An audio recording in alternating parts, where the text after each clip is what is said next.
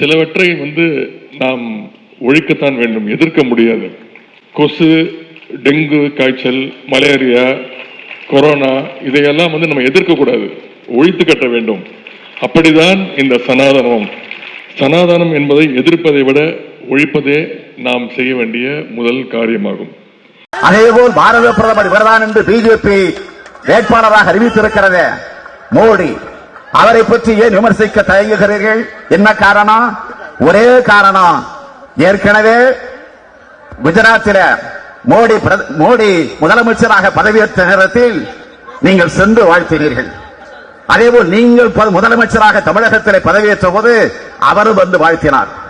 ஆக அவளும் நோக்கினால் அண்ணலும் நோக்கினாள் என்பதை போல அவரும் வந்தார், இவரும் போனார். அதுதானே? ஆக அதைத்தான் சொன்னேன். ஆக பிஜேபிக்கும் அதிமுகவுக்கும் தொடர்பு இருக்கிறது, அதுவும் கள்ள தொடர்பு இருக்கிறது என்று நான் 7-8 கூட்டங்களில் பேசியிருக்கிறேன். ஆக இதுவரையில் பதில் உண்டா, விளக்கம் உண்டா, அல்லது அறிக்கை உண்டா? கிடையாது. ஆக மௌனம் சம்மதத்திற்கு அறிகுறி. ஆக அதுதான் உண்மை.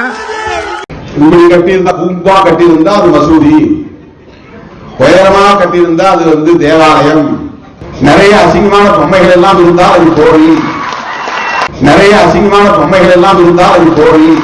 வைதிக திருமணம் எப்படி நடக்கும் என்பது உங்களுக்கும் தெரியும். மணமக்களை இப்படி வசதியாக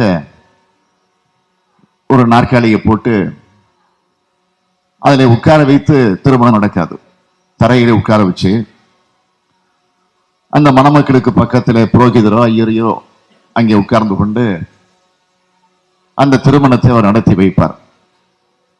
அதை எப்படி நடத்தி வைப்பார் என்று சொன்னால், அந்த மணமக்களுக்கு இடையில நெருப்பை மூட்டி அந்த நெருப்பிலிருந்து புகை மண்டலம் கிளம்பி அந்த புகை மணமக்களுடைய கண்களை தாக்கி அவர்கள் கொஞ்சம் கண்ணீர் சிந்தி, அவங்க கண்கள் மட்டுமா வந்திருக்கக்கூடிய உங்களுடைய கண்களை விட்டு வைக்காமல் நீங்களும் கொஞ்சம் கண்களை கசக்கி கொண்டு, ஆக ஒரு சோக சூழ்நிலையில் அதற்கு பிறகு அந்த புரோகிதர் சில மந்திரங்களை எல்லாம் எடுத்து சொல்லுவார்.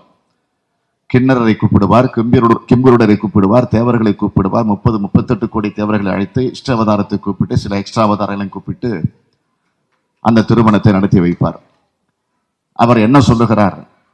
மணமக்களுக்கும் தெரியாது, வந்திருக்கக்கூடிய உங்களுக்கும் புரியாது. ஒருவேளை தனியாக அந்த புரோகிதரை கூப்பிட்டு கேட்டால் அவரும் சொல்லுவார், எனக்கும் தெரியாது.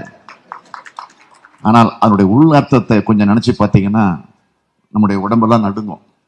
அவ்வளவு கேவலமான வகையிலே அந்த மந்திரங்கள் இருக்கும்.